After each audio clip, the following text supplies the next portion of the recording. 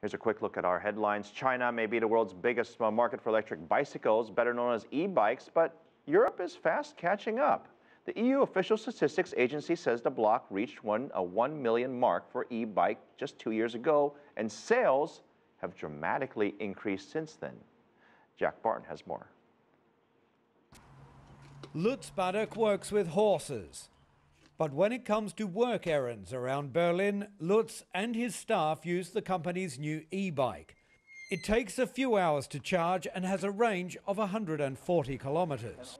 We found we were able to be quick with no parking problems or other issues. And we also recognized that on top of all this, we don't just do something for the environment, but we also save gasoline.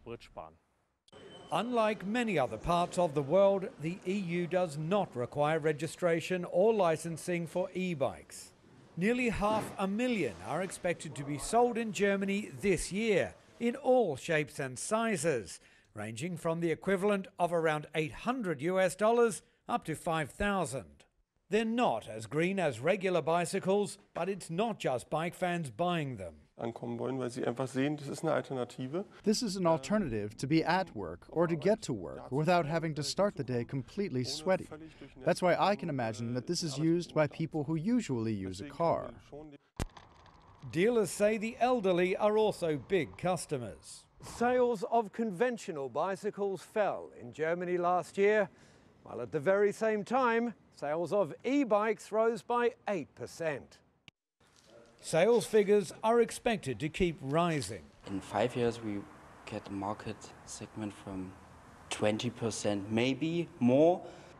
In the hillier parts of southern Germany, that figure has already been exceeded. In the Bavarian area, every second bike that gets sold today is an e-bike. Germany remains the biggest market for e-bikes in Europe, but other countries are fast catching up. In the Netherlands, 1 in every 5 bike sales has gone electric.